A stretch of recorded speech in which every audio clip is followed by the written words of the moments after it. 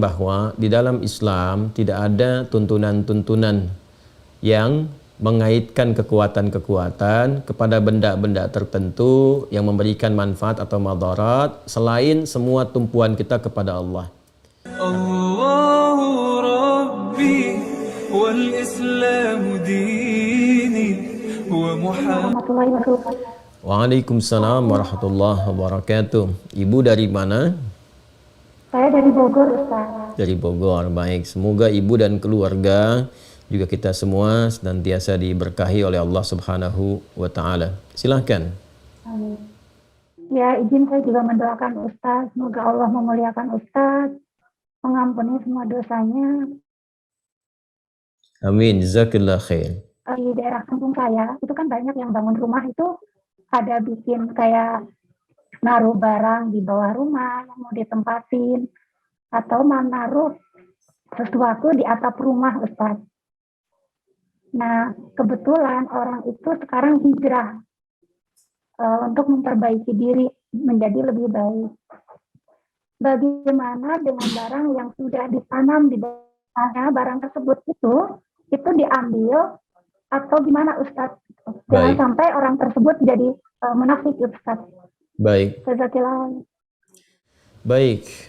Dipahami, saya ingin berikan dulu gambaran kepada teman-teman yang terhubung karena tadi terlihat konektivitasnya terputus-putus. Saya mencoba menangkap untuk menyampaikan dulu sehingga citranya diketahui oleh kita semua bahwa ada di antara saudara atau saudari kita menyampaikan seseorang yang pernah membangun ya rumahnya, kemudian menempatkan atau menyimpan barang-barang tertentu dengan keyakinan tertentu yang dikaitkan dengan keadaan rumah dimaksud yang tertanam di dalam rumahnya ataupun juga disimpan di atapnya dengan tujuan-tujuan tertentu, dan bersyukur kepada Allah, alhamdulillah yang bersangkutan sudah mengenal lebih baik ya tuntunan-tuntunan dalam syariat, sudah berhijrah kepada nilai-nilai kebaikan dan ingin berkonsultasi bagaimana dengan status benda-benda dimaksud. Saya ingin menyampaikan bahwa di dalam Islam tidak ada tuntunan-tuntunan yang mengaitkan kekuatan-kekuatan kepada benda-benda tertentu yang memberikan manfaat atau madarat selain semua tumpuan kita kepada Allah. Karena itu dalam surah Tauhid yang sangat pendek, singkat, mudah untuk kita kemudian hafalkan dan mudah ditanamkan pada jiwa, itu menjadi dasar yang paling pertama di Al-Ikhlas itu. Begitu kita bacakan Qul huwallahu ahad, katakan Muhammad SAW, diinfokan kepada kita semua, Tuhan kita itu adalah Allah yang layak dipertuhankan, satu-satunya dipertuhankan, disembah. Kemudian Allahus Samad ayat yang keduanya, dan Allah menjadi pusat segala tumpuan, harapan, permohonan yang mendatangkan manfaat atau mengizinkan satu madarat dengan hikmah tertentu terjadi dalam kehidupan kita. Nah, karena itu setiap kita memohon, meminta, berharap sesuatu itu tidak diperkenankan kecuali hanya kepada Allah saja. Di dalam itulah kemudian Allah menyajikan berbagai hal, cara, bahkan secara detil disampaikan kepada kita. Dari perintah untuk berdoa, bagaimana kemudian menjanjikan menjawab. Ini di Al-Baqarah ayat 186. Wa idza sa'alaka 'ibadi 'anni fa inni qarib ujibu da'watad da'i idza da'an falyastajibu li wal yu'minu bi la'allahum yarshudun. Nah, jika hambaku mencari untuk mendekat kepadaku, ada permohonan tertentu, kata Allah Subhanahu wa Ta'ala, sampaikan Muhammad sallallahu alaihi wasallam, ya aku begitu dekat, kalau hambaku berdoa pasti aku kabulkan, kalau ada permohonan pasti aku berikan jalan, kan? Dalam konteks apapun, dalam pekerjaan, ingin mendapatkan rizki, dalam keadaan rumah ingin diberkahi, kan yang punya berkah itu Allah, kan? Yang memberikan ketenangan itu Allah, sakinah itu di rumah itu Allah yang berikan. Karena itu dibuka dengan kalimat ayat, wa min ayatihi, di antara tanda kebesaran Allah Subhanahu wa Ta'ala, Quran surah ke-30 ayat 21 itu. Jadi kalau di rumah ingin mendapatkan ketenangan, sakinah, tidak ada gangguan, gak ada macam-macam, kemudian mawaddah, rizkinya mengalir bagus, ya, bermanfaat rumahnya, rahmah, ada cinta kasih yang dalam di dalamnya untuk keluarga besar, itu yang punya siapa? Sakinah, mawaddah siapa? Rahmah siapa? Allah, gak ada yang lain. Jadi kalau kita mau minta, mintanya ke Allah, dan jangan sampai meminta kepada Allah ya dengan cara-cara yang Allah tidak sukai, ya, dengan cara-cara yang tidak Allah ridhai. Karena itulah Allah berikan cara kepada kita. Ada yang bisa memanggil langsung, Allah turunkan misalnya nama-nama terbaik dikenal dengan Al-Asmaul Husna, Quran surah 17 ayat 110. Qulid'ullaha awid ar-Rahman ayyama tad'u falahul asma'ul husna. Silahkan minta. Ya, ada yang minta dalam sholat, minta biasa berdoa. Kemudian kalau kita minta pun dengan menggunakan wasilah misalnya, boleh. Itu ada di Quran surah kelima, ya, Al-Maidah ayat 35. Ya ayyuhalladzina amanu taqullaha wabtaghu ilaihil wasilah. Hai orang-orang beriman, tingkatkan takwamu kepada Allah dan cari wasilah. Silahkan untuk mendekat kepada Allah, untuk memohon dan untuk mengabulkan apa yang kamu harapkan selama bermaslahat dan baik. Apa di antara wasilah-wasilah dimaksud? Bisa dengan amal-amal kita, lewat sholat, lewat sholawat pada Nabi sallallahu alaihi wasallam, atau kita mengundang orang soleh misalnya untuk mendoakan, boleh. Ya, alih-alih menanam sesuatu, datanglah kemudian kita ke orang soleh, kiai, ustadz tertentu, ya kan? Datang ke rumah, minta diberikan pencerahan, ya kan? Bagaimana mengisi rumah yang baru, baiknya seperti apa, ya, minta dibimbing, lalu berdoa di situ. Itu lebih bagus, bermohon kepada Allah dan keberkahan diturunkan. Adapun menyimpan hal-hal tertentu, baik yang ditanam, sifatnya di bawah rumah, disimpan di atas rumah, atau di dalam rumah, benda-benda tertentu. Itu termasuk hal yang sangat berbahaya bagi akidah, harus kita tepikan karena langsung bertentangan dengan dua hal sekaligus. Ya, yang pertama adalah sifat yang melekat ya pada zat Allah Subhanahu wa taala yang disebut As-Samad tadi. Ya, segala yang bertentangan dengan sifat-sifat kemuliaan, nah, itu sudah terkait dari aspek akidah. Nah, resikonya nanti terjebak kepada syirik. Ya, lawan dari akidah itu kan penyakit terbesarnya syirik. Ya, kalau sudah syirik itu paling berbahaya, nanti berdampak kepada amal. Akhirnya apa yang dikerjakan di rumah itu dari sholat, kan? Kemudian ada baca Quran misalnya atau yang lainnya, sepanjang ada syiriknya itu nggak akan banyak berpengaruh, malah tertutup nanti ya dengan racun syirik itu. Seakan-akan tidak ada guna dari semua itu.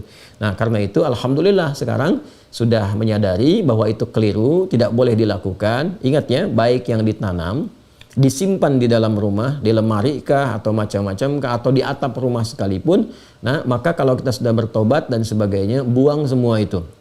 Ya, buang. Kalau masih bisa kita temukan, ya buang, kemudian jauhkan dari kita, gitu kan? Kalau ada yang ditanam, kalau mampu kita dapatkan, ya kita ambil, kemudian buang, hancurkan dan sebagainya. Tapi kalaupun tidak memungkinkan, ya misalnya ditanam nih udah sama pondasi, kalau kita mau buka, gali lagi, bongkar lagi rumahnya, memberikan madarat yang lebih besar misalnya kepada aspek-aspek tertentu yang menyulitkan, maka tidak perlu dilakukan. Yang penting kita hilangkan keyakinannya. Sudah, hilangkan, jauhi, kemudian bertobat dari itu semua, tidak perlu diakses-akses, ingat-ingat lagi, tepikan seluruhnya, kembalikan kepada Allah. Karena saat menyimpan-nyimpan seperti itu, jin nanti ikut ke situ. Jin, ya ada jin yang menyertai kehidupan kita di dalam rumah, namanya dasim. Dasim itu setan rumah. Ya, jin pengganggu dari kalangan setan, ya, setannya dari kalangan jin, sebutannya dasim. Nanti ada 9 jenis ya. Kemarin kan saya baru sebutkan setan yang menggoda wudu walhan. Setan menggoda orang sholat, itu kan khinzib. Nanti ada setan yang memang mengganggu di sekitaran rumah. Dia bisa menciptakan konflik antara suami istri. Itu di surah kedua Al-Baqarah, di ayat yang ke-102. Bainal mar'i wa zauji, antara suami dan istrinya. Ya, diberikan sifat-sifat buruk, dorongan macam-macam, kadang-kadang dikaitkan ke pekerjaan dan sebagainya. Dia bisa menciptakan ketidaktentraman di dalam kondisi rumah.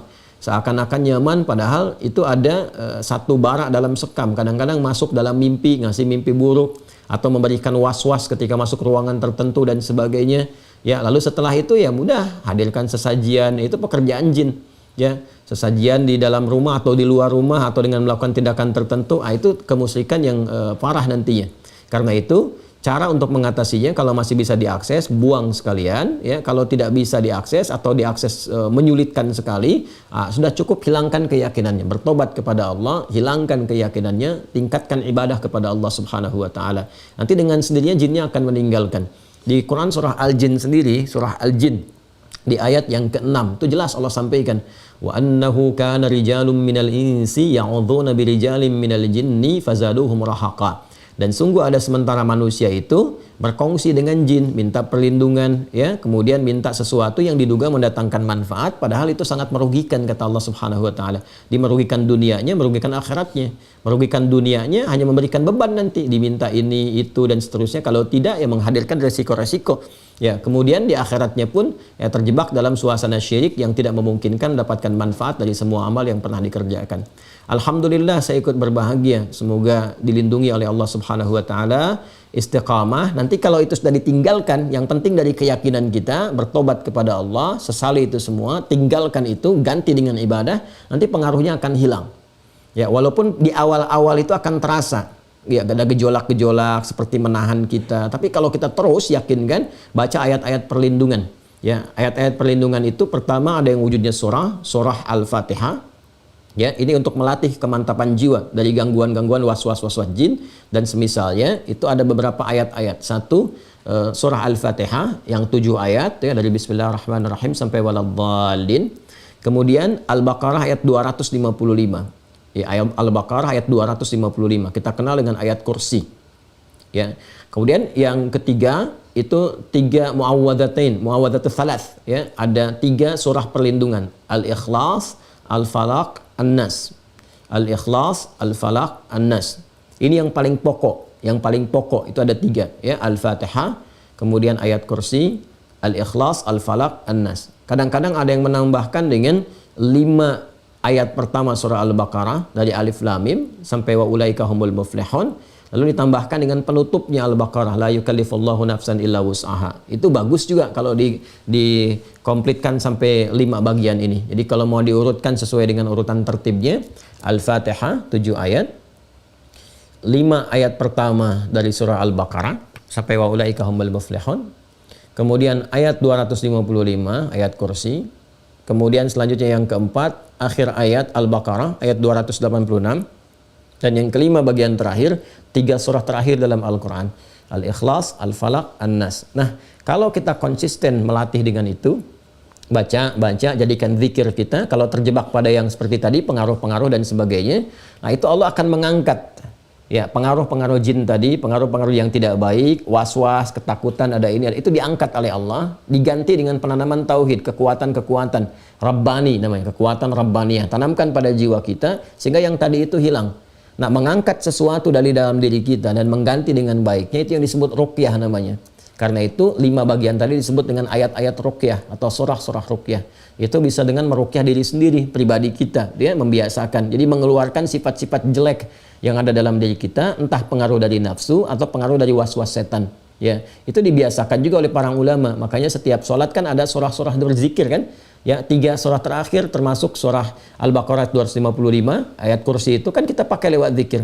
Ya, Al-Fatihah kita pakai, kemudian 5 ayat juga di pembuka Al-Baqarah dan 1 ayat terakhir penutupnya kita pakai juga. Dan yang paling populer kan Al-Ikhlas, Al-Falaq, An-Nas. Nah, itu saya kira yang bisa dilakukan ya Bu. Kalau bisa diakses, ambil barangnya, buang, gitu kan, hancurkan. Kalau nggak bisa sama sekali seperti ditanam, ya tidak harus melakukan tindakan yang beresiko lebih besar lagi, ya baik kepada finansialnya ataupun juga kesulitan untuk tinggal atau bahkan merombak memberikan beban lebih. Cukup tinggalkan, sesali, gitu kan, dan jauhkan, lalu mulai meruqyah diri kita sehingga terbebas dari pengaruh-pengaruh benda yang dimaksudkan. Tapi kalau masih bisa diakses, misalnya ditanamnya di sampingnya, yang bisa digali dan sebagainya, buang, karena khawatir nanti ada perjanjian-perjanjian tertentu yang tidak diketahui mengikat pada barang itu, ya kan, yang bisa mempengaruhi kepada tubuh. Ya, tapi kalau sudah tidak sama sekali bisa ditemukan, 5 bagian tadi tolong dilakukan untuk bisa menghadirkan perlindungan dari Allah Subhanahu wa taala dan mematikan ya jaringan-jaringan keburukan tadi yang mungkin hadir di situ yang dimanfaatkan oleh jin tertentu, kalangan tertentu dari was-was syaitan. Saya kira seperti itu, Bu ya. Dan mudah-mudahan keluarga dijaga selalu, istiqamah dalam kebaikan, dan kita semua mudah-mudahan juga kembali kepada Allah dalam keadaan husnul khatimah insyaallah. Wallahu taala a'lam bis-shawab. Jazakillahu khair.